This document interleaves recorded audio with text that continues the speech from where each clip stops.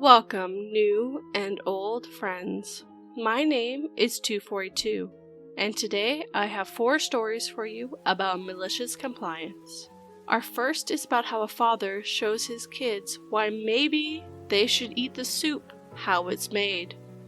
The second story is about a neighbor who really wants to know where the property line is. Third is about a nice woman bringing cookies into work, but it ends differently than she expected. Last but not least is about a landlord kicking out his tenants just so he could steal their equipment and sell it to their competitors. So, grab yourself a tea or a coffee before you sit back and listen to these stories. You don't want veggies in your chicken soup? Got it, kids. Kids are awesome at malicious compliance, but it's a two-way street. My kids can be picky eaters at times. My wife made a darn good chicken soup, but the kids were complaining that there were veggies in their chicken soup. They hate veggies. Veggies make them sick, and they wanted my wife to pick them out of the soup. We tried to tell them that good chicken soup needs veggies to taste good, but they were being stubborn. I'm sure other parents can understand. I told the kids, if you really hate the taste of veggies, I'll make soup tomorrow and you guys make sure I only put the stuff in you like. They liked the idea at the time. The next day, I got the pot filled with water, all the typical soup ingredients out, and I gathered the kids. I asked for their approval on each and every item. Chicken, yes. Salt, yes. Black pepper, no. Gross, too spicy. Celery, no. I can't even stand the smell. Onion, no. It went on like that, with them rejecting the parsley, the bay leaves, and all other veggies. The total contents of the pot ended up being chicken, water, salt, and noodles. After the soup was done cooking, I served it up and they excitedly started to eat. A few funny faces later, and one of them said, "It tastes weird. This isn't very good." I said, "But I only put in everything you guys approved. I think from now on, I should make the soup, right?" They looked at each other and said, "Can we have Mom's soup instead?" Since that day, they haven't complained about finding veggies mixed in the food. Sure, they almost always eat around the carrots and green peas, but they understand that it adds flavor. I really like this malicious compliance. This father saw a moment to teach their kids a lesson. I was raised with the idea that you should try something, just one bite, to see if you like it. And if you don't like it, that is fair. But just try it. And to this day, I still try foods that I have not enjoyed before to see if my taste buds have changed, and now it's different. And I have found, as I've gotten older, that I enjoy foods I didn't used to. And kids, their taste buds change a ton. So, hopefully they learn in the long run to start trying more things. At least they won't ask for you to pick the veggies out. My neighbors wanted to call a professional to mark their property line.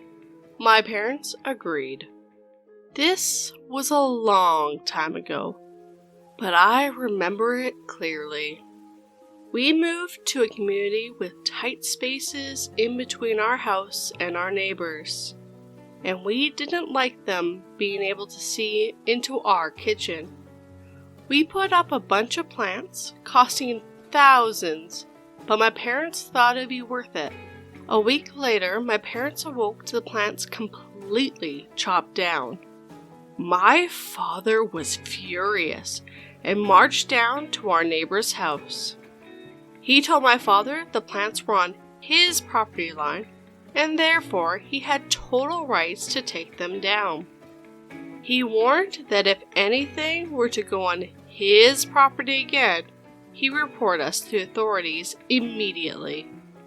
Later that day, my father called the company that put the plants in, and with the warranty, we could have them replanted next week for no charge.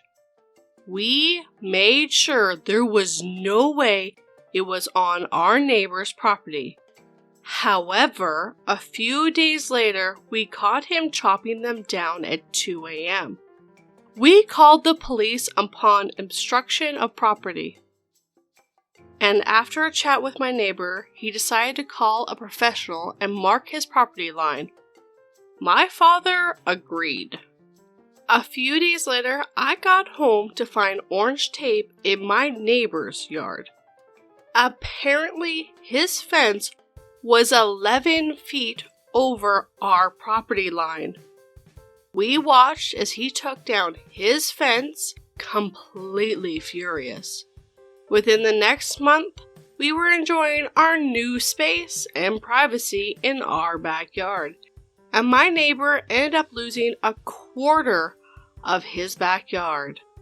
My neighbor ended up having to pay almost $10,000 for the destruction of our property.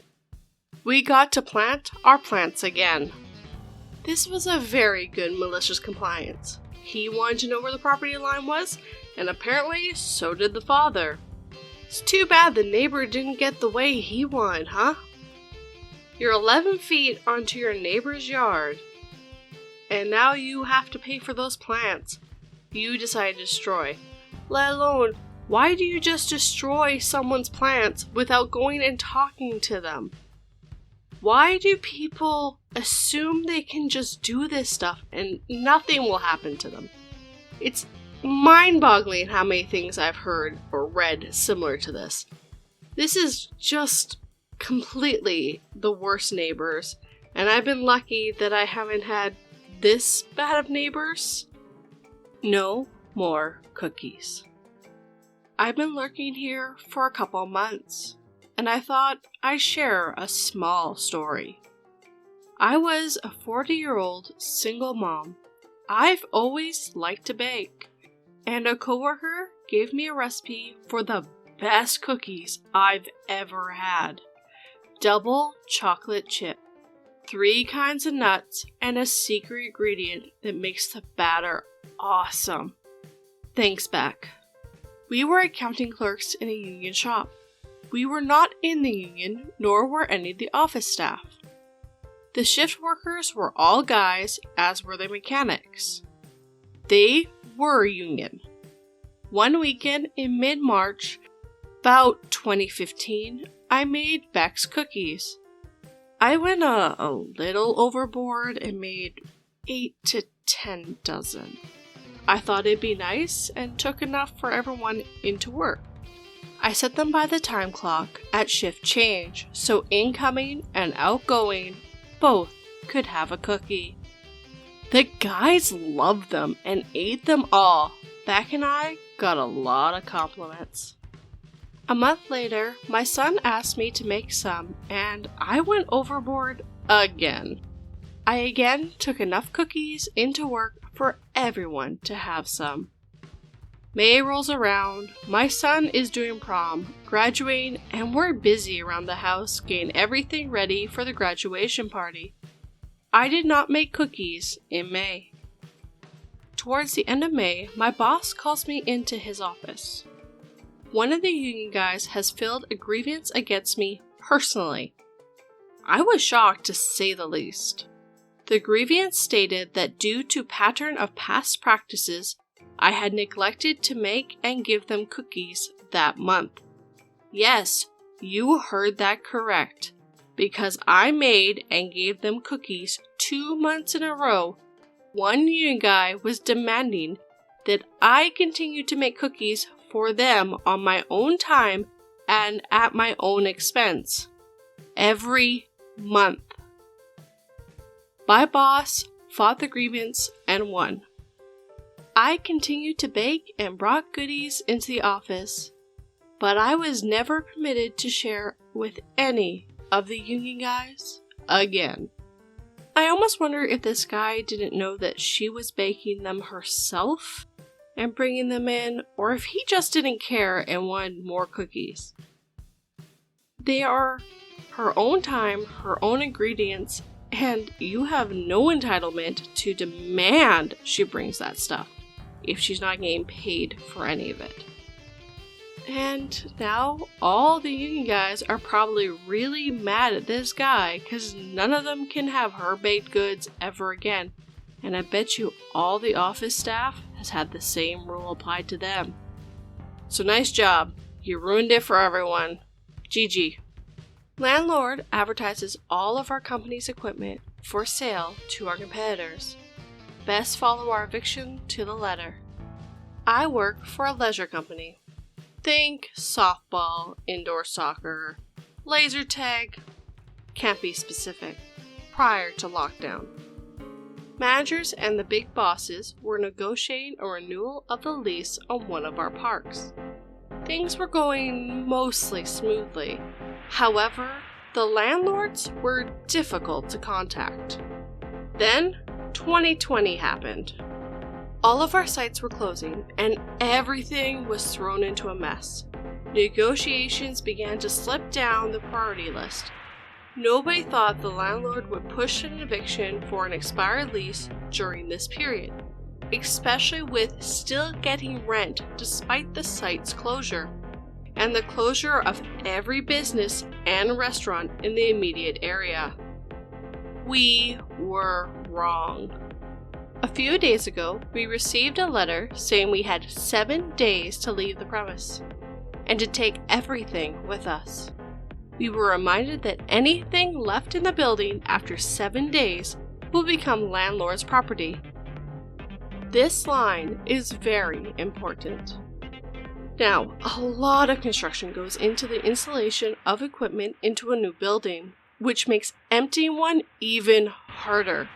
At a lockdown with no staff and most businesses shut, it meant that saving much of our asset would prove to be extremely difficult. To lose a profitable site and all of its assets is definitely a blow to our company. But here is where it gets even worse. A few days into our 7-day eviction, we find out that the landlord has been advertising our park to our competitors. But he isn't offering just the building. He's offering all of our stuff pre-installed. Ready to go, just needs rebranding. The landlord has evicted us from this property in an attempt to increase rent and make a solid profit from our equipment installed because he thinks we won't be able to empty the park. We were furious. And here, my friends, is where the malicious compliance came in. We were told we had 7 days to move everything we owned out of the property. So that's what we did.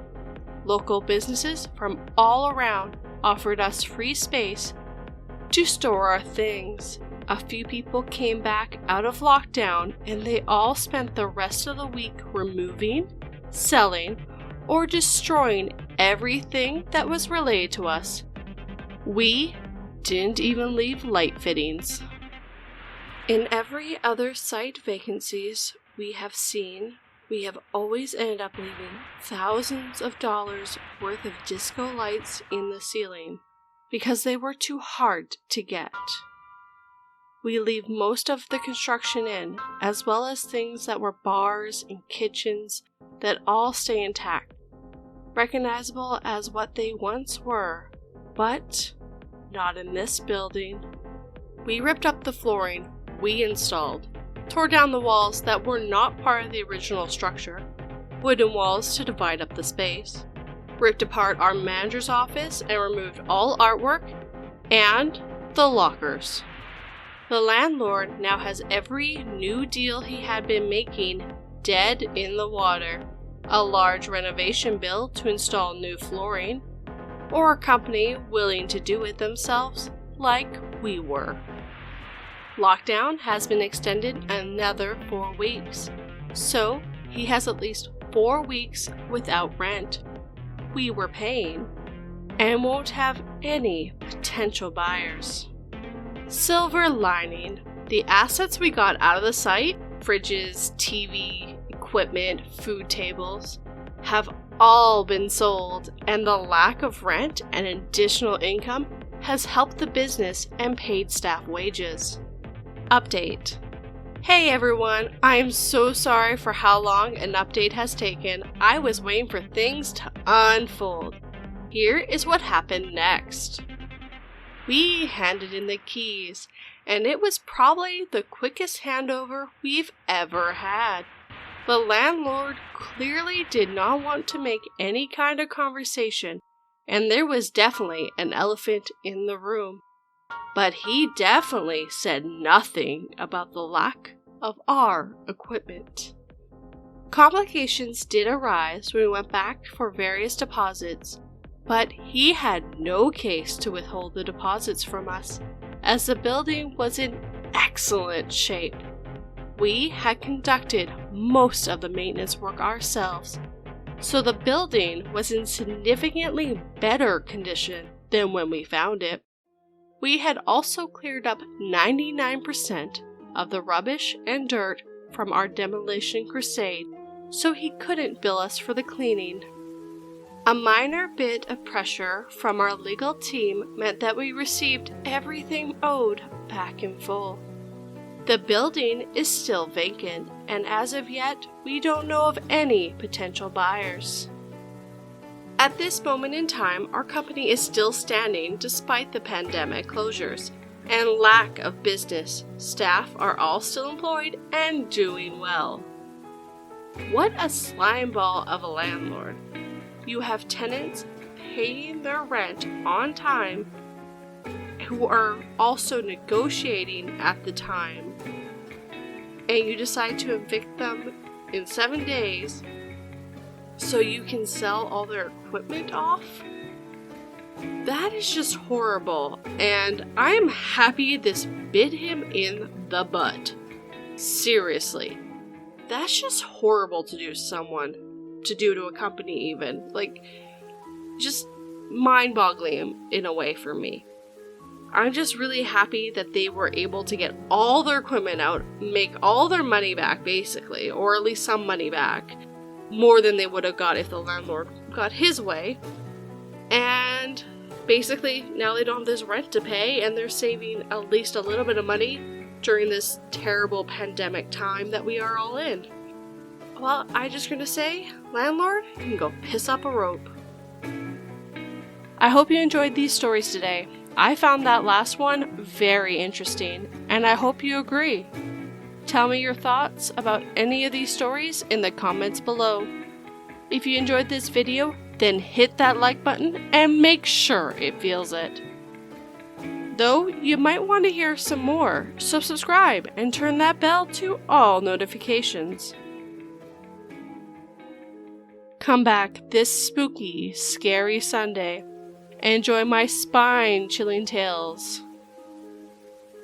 42 is looking for them right now as I speak, though I am getting worried she is planning something. Have a good day, my friends.